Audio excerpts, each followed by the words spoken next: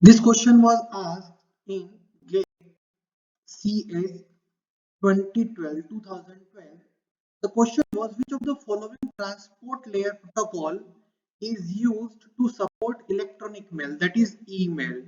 Email is a real-time use, that is a part of application layer, and we can complete this task with some protocols.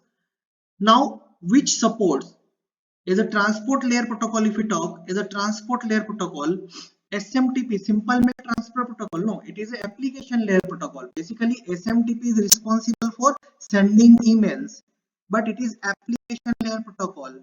IP is network layer protocol. Now TCP and UDP, they are transport layer protocol. In question they are asking transport layer protocol, which transport layer protocol used for email.